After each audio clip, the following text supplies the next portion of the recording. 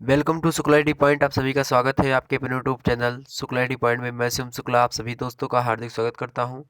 दोस्तों, आज की वीडियो में हम बात करेंगे समाजशास्त्र पेपर 2 के बारे में और जानेंगे कि बी द्वितीय वर्ष समाजशास्त्र पेपर 2 में किस प्रकार के प्रश्न एग्ज़ाम में पूछे जाते हैं और ऐसे कौन से प्रश्न हैं जिनकी 2021 की परीक्षा में आने की संभावना बहुत ज़्यादा है।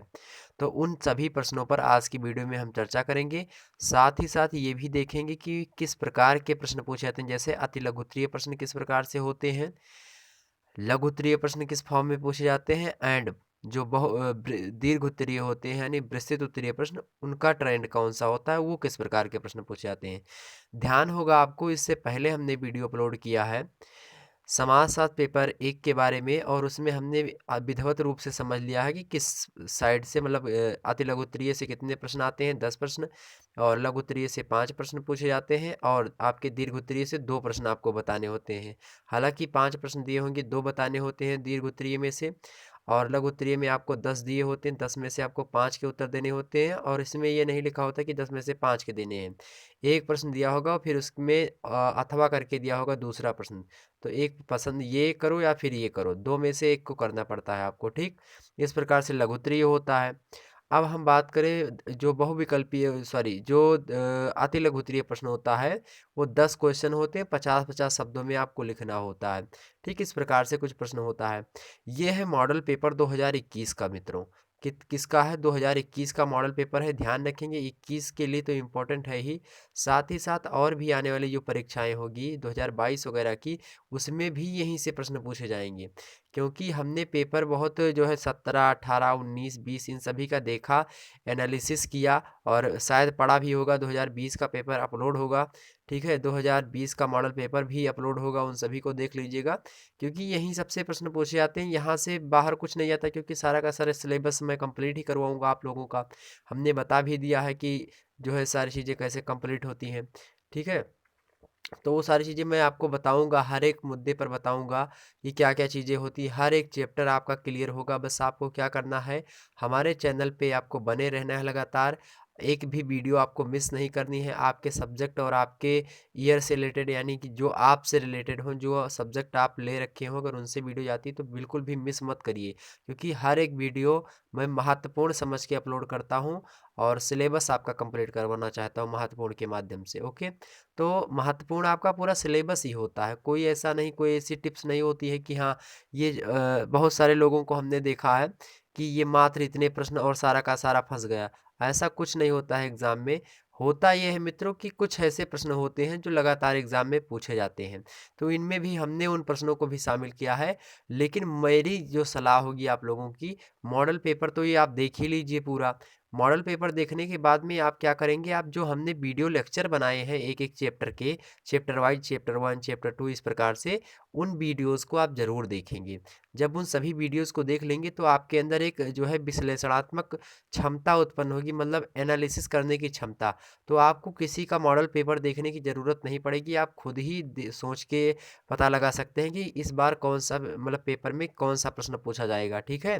तो चलिए हम शुरू करते हैं। मॉडल पेपर 2021 समाजशास्त्र पेपर 2 बीए द्वितीय वर्ष यानी बीए सेकंड ईयर की परीक्षा, बीए एग्जामिनेशन पार्ट 2, जो है मॉडल पेपर है, ये गैस पेपर जिसको हम बोल सकते हैं, किसका? 2021 का, ठीक है।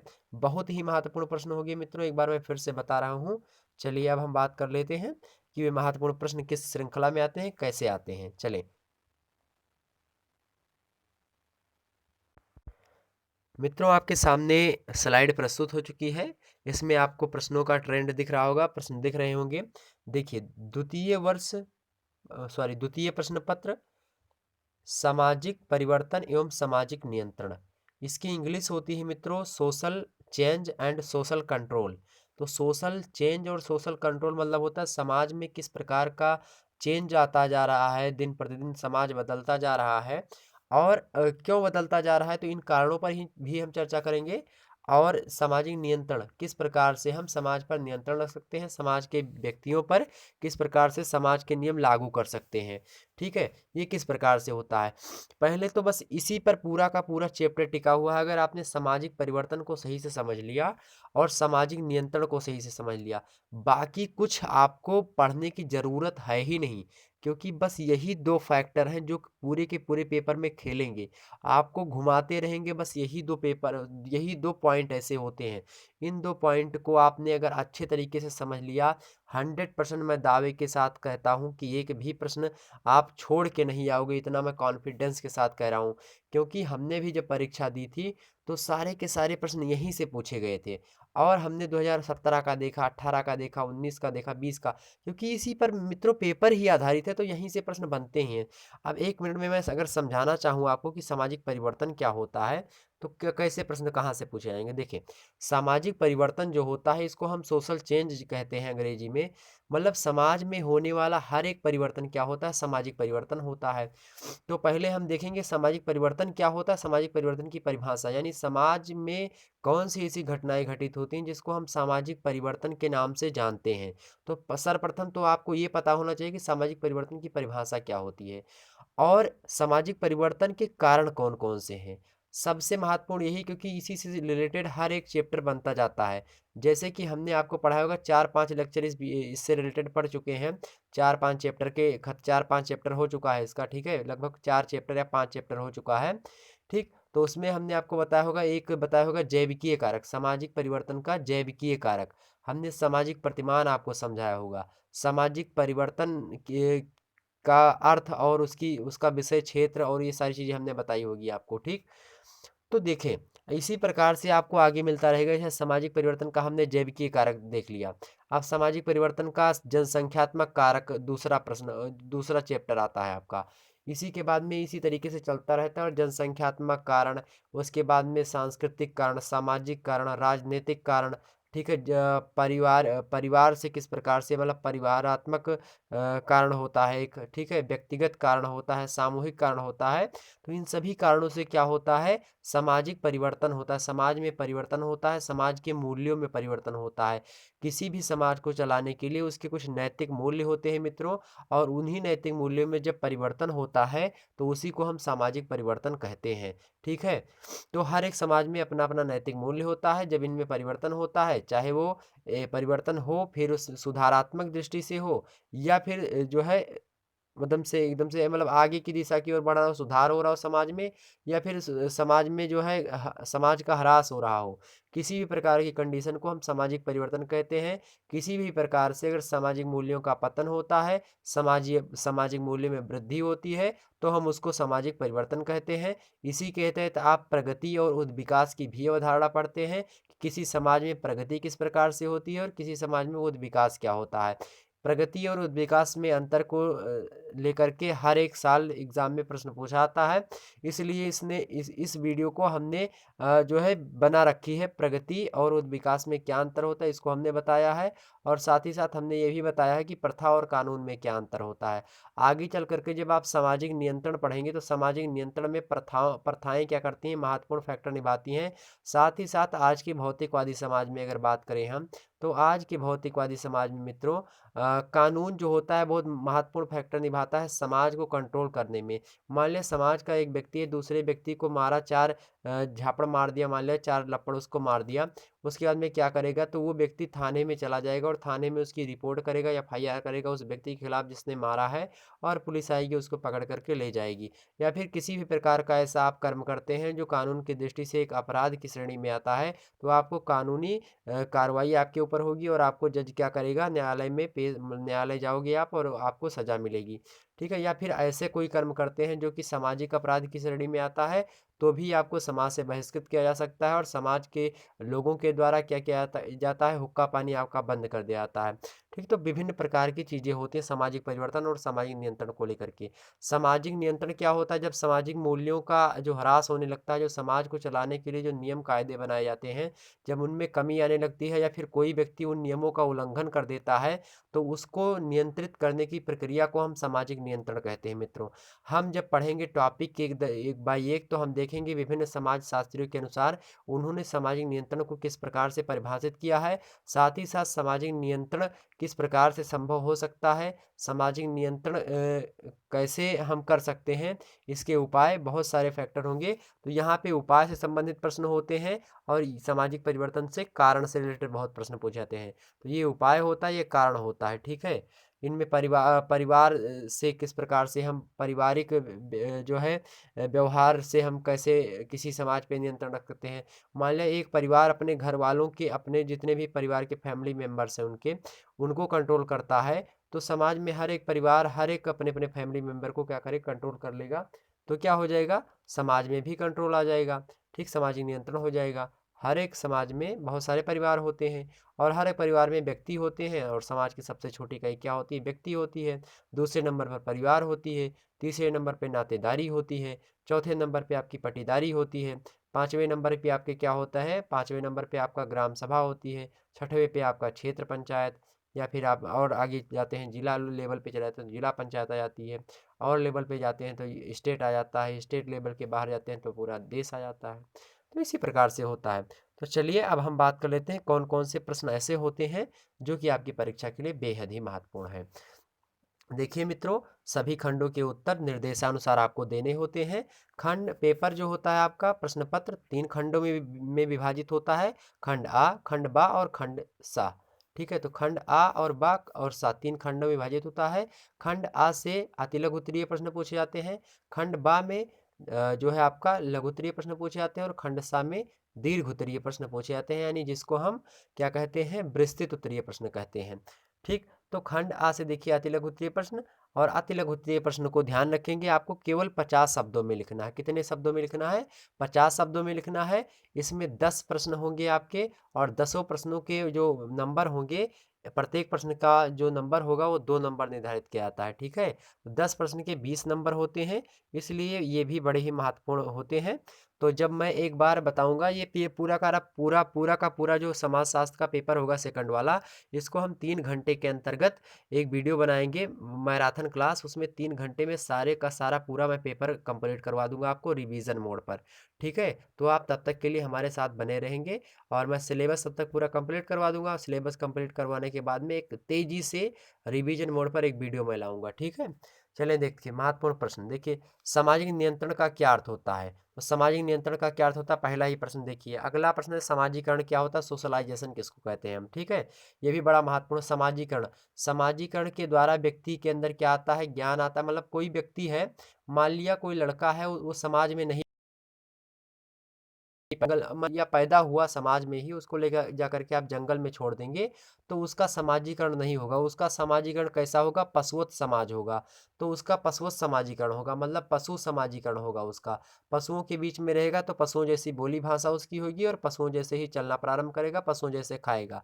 आप उदाहरण देख सकते हैं, मानव और पशु समाज में हमने अंतर को लेकर के एक वीडियो बना रखा है। उसमें जब आप देखेंगे तो आपको पता चल जाएगा कि जब कोई व्यक्ति समाज में से बहिष्कृत होता है या फिर समाज में नहीं रहता बहुत दिनों से, तो उसमें क्या होता है, उसमें वो ज्ञान चक्षु नहीं आते, वो उसका मतलब वो ज्ञान नहीं होता जो समाज के व्यक्ति का होता है। एक एक लड़का है जो गांव में रहता है, और एक लड़का शहर में रहता है, दोनों में भी डिफरेंट होता है, क्योंकि दोनों की जो इन्वायरमेंटल मतलब वो जो वातावरण है वहाँ का, ठीक है, भौगोलिक परिस्थिति या फिर जो है सांस्कृतिक परिस्थिति या किसी भी प्रकार का पर्यावरण होता है, वो अलग होता है।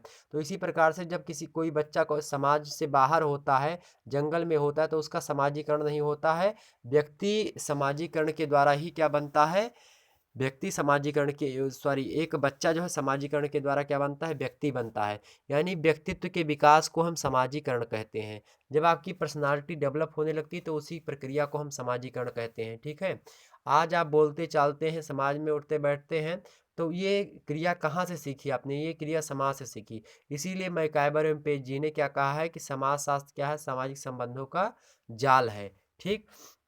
तो सामाजिकरण समझ में आ गया, सामाजिक नियंत्रण भी आपको समझ में आ गया। अगला देखिए, सामाजिक परिवर्तन की विशेषताएं क्या क्या होती हैं, इसको भी आपको बताना हो, मतलब आएगा। ये प्रश्न बहुत ही महत्वपूर्ण है, इसको बताना आएगा। इन सभी पर वीडियो में लाता रहूंगा। सामाजिक परिवर्तन की विशेषताएं हमने बताई हैं, और सामाजिक नियंत्रण अभी नहीं बताई। इन सभी के ऊपर वीडियो आएंगी, पूरा का पूरा सिलेबस कंप्लीट होगा आपका, बिल्कुल चिंता नहीं। मैं महत्वपूर्ण प्रश्न आपको बता रहा हूँ कि किस प्रकार से प्रश्न एग्जाम में आते हैं।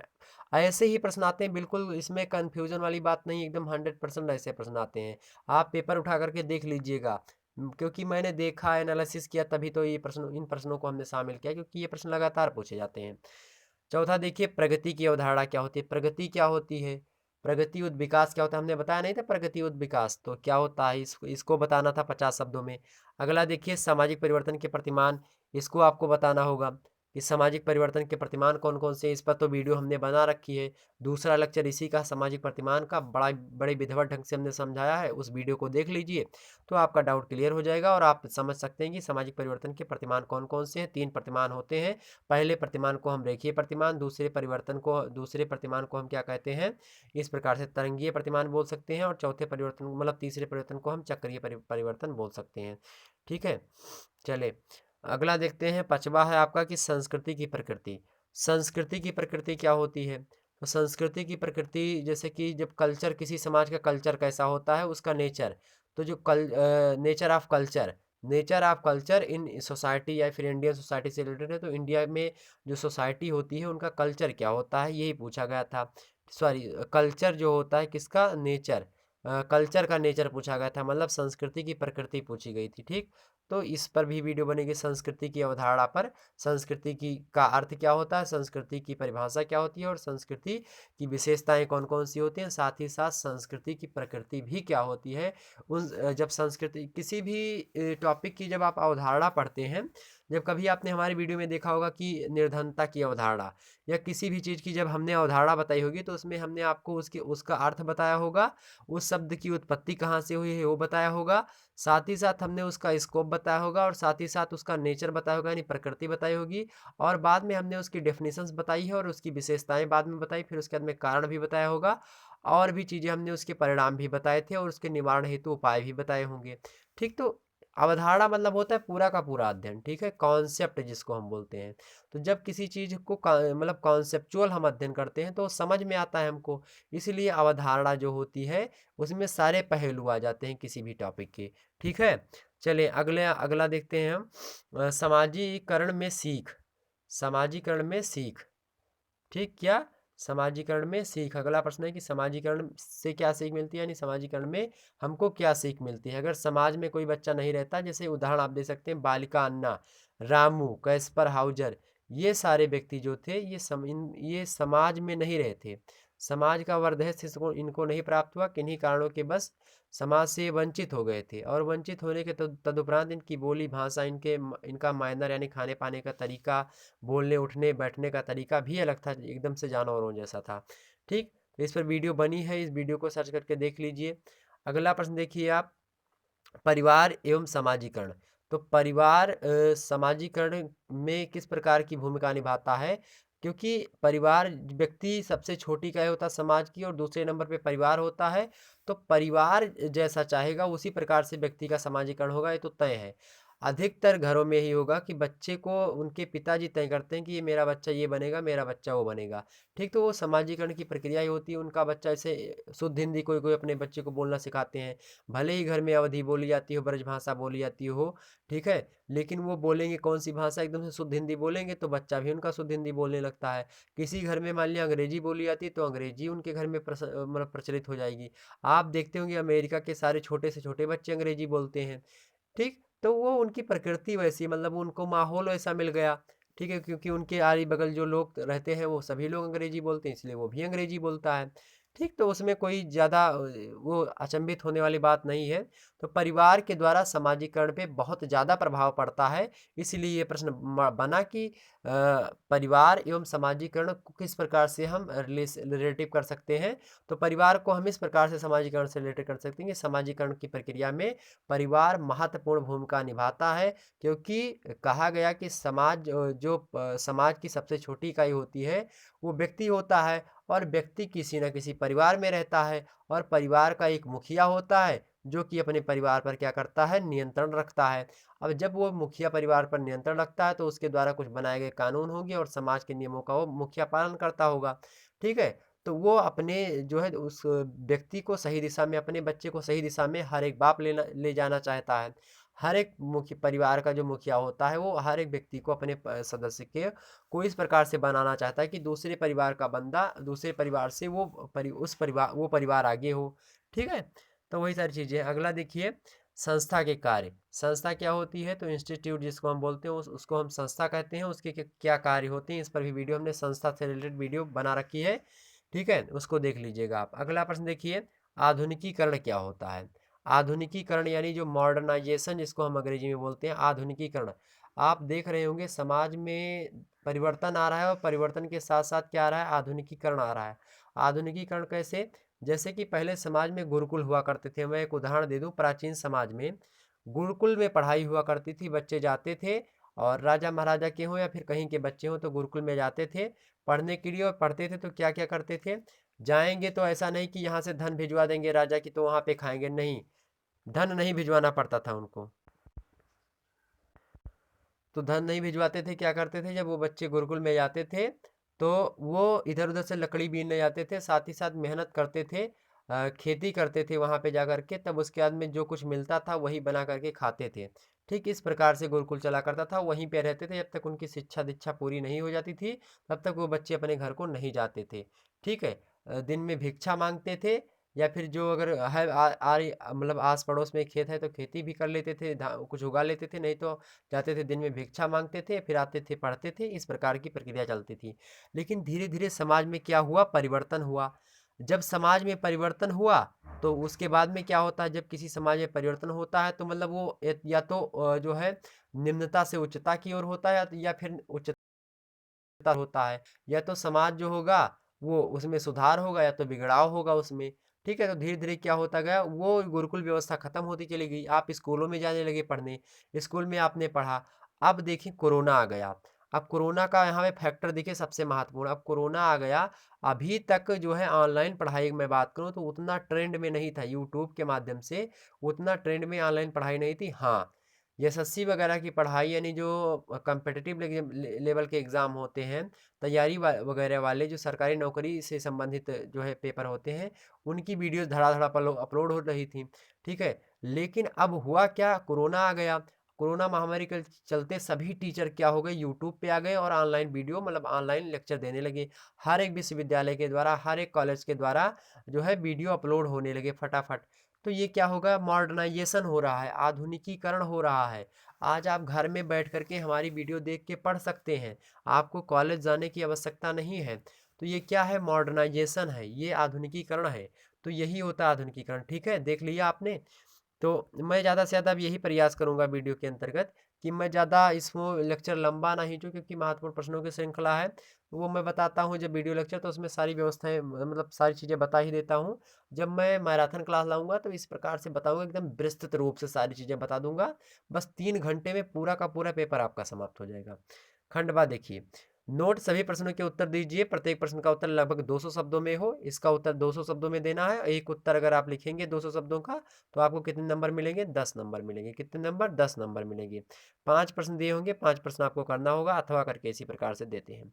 ठीक है, देखिए दूसरा प्रश्न है, देखिए संस्कृति एवं सभ्यता में अंतर बताइए। संस्कृति क्या होती है, यानी कल्चर, और सभ्यता, इन दोनों में क्या अंतर होता है, थोड़ा सा अंतर होता है, बस वही अंतर आपको देना होता है। इस पर मैं चर्चा करूंगा, क्योंकि अंतर से संबंधित वीडियो में लाने वाला हूँ। लगभग 8 या 10 वीडियो होगी अंतर से संबंधित, जो कि फला फला में अंतर, संस्था समिति में अंतर, इस सब का अंतर तो पड़ चुका है। लेकिन संस्कृति सभ्यता में क्या अंतर होता है, अंतर पीढ़ी संघर्ष, अंतर पीढ़ी संघर्ष में क्या अंतर होता है, विकास प्रगति में क्या अंतर होता है। ठीक है, इस प्रकार की अंतर, प्रथा कानून में क्या अंतर होता है, तो ये प्रथा कानून वाला तो पढ़ ही चुका है। तो इस प्रकार के बहुत सारे ऐसे वीडियो हैं जिनका अंतर से संबंधित जो है प्रश्न पूछे जाते हैं। तो इसको मैं जो है एकदम से सेपरेट वीडियो के रूप में लाने का प्रयास करूंगा। ठीक है, संस्कृति मैं अलग पढ़ाऊंगा, सभ्यता मैं अलग पढ़ाऊंगा, लेकिन हाँ इन दोनों के बीच के अंतर की वीडियो अलग होगी। ठीक, अथवा करके अगर ये आपको नहीं पता है तो आप दूसरा प्रश्न देख लीजिए यहाँ पे, आधुनिक प्रौद्योगिकी मानव समाज में कैसे परिवर्तन ला रही है। आधुनिक प्रौद्योगिकी कैसे मानव में परिवर्तन ला रही है, तो यहाँ पे सबसे आप बढ़िया उदाहरण दे सकते थे कोरोना का। आप जैसे हमने अभी भी बताया था जो है शिक्षा की सारी बातें व्यवस्था, तो आप इसमें ऐसे बता सकते हैं। और अगर जो है ये एक उदाहरण होगा, दूसरा उदाहरण आप हर एक क्षेत्र में दे सकते हैं मित्रों। जैसे कि आपने देखा होगा पहले लोग सिंचाई किया करते थे, सिंचाई किससे करते थे, सिंचाई पहले ढेकुली से किया करते थे, नलकूप से किया करते थे, इस सभी से किया करते थे। बाद में क्या हुआ, धीरे धीरे मॉडर्नाइजेशन हुआ, इंजन आया, पंप मतलब पंपिंग सेट इंजन आया, उससे क्या होने सिंचाई होने लगी। अब डीजल से सिंचाई करना शुरू कर दिए लोग, ठीक है। उसी के बाद में क्या हुआ, अब धीरे धीरे क्या हुए, मतलब पहले नहरें वगैरह आती थी, अब तो इंजन हो गया। इंजन के बाद में अब नहरों से अभी भी सिंचाई होती है। सबसे ज़्यादा विश्व में सबसे ज़्यादा नहरों से सिंचाई कहाँ पे होती है, पाकिस्तान में होती है, ठीक है। अब क्या हुआ, धीरे धीरे उसमें परिवर्तन आता रहा। अब यहाँ पे देखते हैं मोटर वगैरह चल गए हैं, बिजली से जो है आप पानी निकाल सकते हैं बिजली लगा करके, ठीक है। या पहले के आप देखते होंगे कि पहले उतनी सुख सुविधाएं नहीं थी, पहले लोग जो है लकड़ी जला करके खाना बनाते थे। आज देखते हैं गैस पे खाना बन रहा है। तो बहुत सारे जो है परिवर्तन आए हैं मतलब आधुनिकीकरण से, यानी आधुनिक प्रौद्योगिकी से मानव जीवन में हर एक क्षेत्र में प्रौद्योगिकी बढ़ चुकी है। पहले जो काम हम लोग 2-2 3-3 दिन करते थे, आज कंप्यूटर में 1 सेकंड में वो काम हो रहा है। तो प्रौद्योगिकी बहुत बढ़ चुकी है, ठीक है। तो इसको आप लिख सकते हैं, उसमें कोई दिक्कत नहीं है। इस पे मैं वीडियो बनाऊंगा आधुनिकीकरण पर, ठीक है। पूरा का पूरा लेक्चर होगा, लगभग 30 से 40 मिनट का लेक्चर है इस पे, ठीक है। अगला देखिए, फ्रायड के समाजीकरण के सिद्धांत की व्याख्या कीजिए। तो फ्रायड का जो समाजीकरण का सिद्धांत है कि समाजीकरण किस प्रकार से होता है, किसी व्यक्ति का समाज में समाजीकरण की प्रक्रिया क्या होती है, उसके क्या क्या कारण होते हैं, समाजीकरण के क्या क्या परिणाम होते हैं, किस प्रकार से होता है, इसकी क्या परिभाषा होती है, किसको हम समाजीकरण कहते हैं, फ्रायड महोदय ने बताया अपने सिद्धांत में समाजीकरण के। उसको मैं समझाऊंगा, ठीक है, किसी दिन क्या पूरा जब से सिलेबस कंप्लीट होगा तो उसके बीच में सब आएगा, एकदम से पूरा का पूरा आएगा। अगला देखिए, प्रत्यक्ष एवं अप्रत्यक्ष सामाजिक नियंत्रण में अंतर बताइए। अब प्रत्यक्ष सामाजिक नियंत्रण और अप्रत्यक्ष सामाजिक नियंत्रण में भी अंतर बताऊंगा, जिस प्रकार से सभ्य संस्कृति और सभ्यता में बताऊंगा, ठीक है। चलिए और आगे बढ़ते हैं हम। अगला प्रश्न देखिए, समाज और समुदाय में क्या अंतर होता है, दोनों का स्पष्ट कीजिए। देखिए ये भी अंतर है, इस पर वीडियो बन चुकी है, इसको देख लीजिएगा। ये फर्स्ट ईयर में भी समाज और समुदाय से प्रश्न पूछा जाता है। अगला देखिए, संस्था के प्रमुख कार्यों या महत्वों को स्पष्ट कीजिए। ये भी प्रश्न बड़ा ही महत्वपूर्ण है। अगला प्रश्न देख लीजिए, प्राथमिक समूह का अर्थ एवं विशेषताएं प्रस्तुत कीजिए। ये भी प्रश्न बड़ा ही महत्वपूर्ण है। अगला प्रश्न देखिए, मानव समाज और पशु समाज में क्या अंतर होता है, इसको भी स्पष्ट कीजिए। इस पर तो वीडियो अपलोडेड है 6वें पर और यहाँ पे 3रे पर, ठीक है।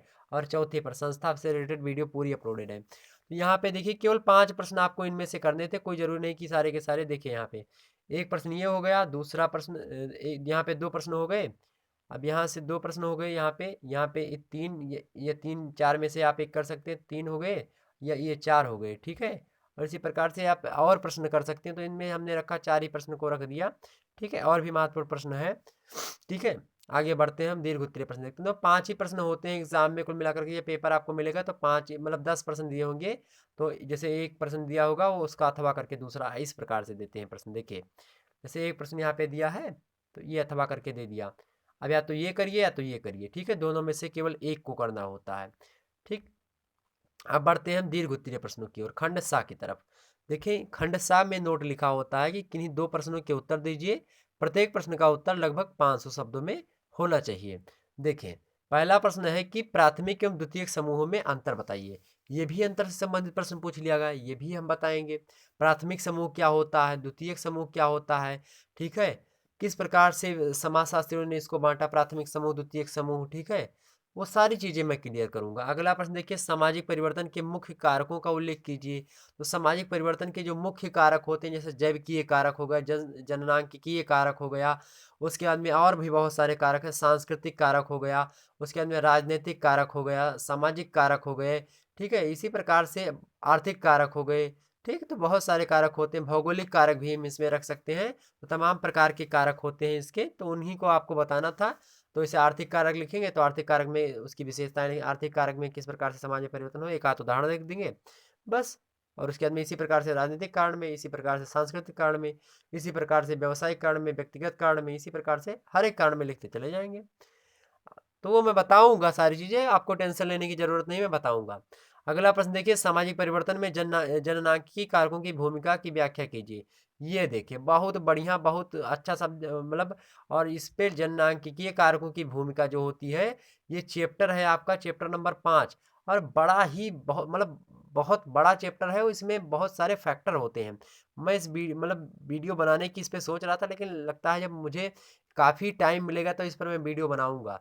ठीक है, पांचवा लेक्चर, अभी 4 लेक्चर अपलोड हो चुके हैं, पांचवा आया नहीं होगा। ठीक है, आएगा जल्दी, इसी का लेक्चर है, पांचवा लेक्चर यही होता है।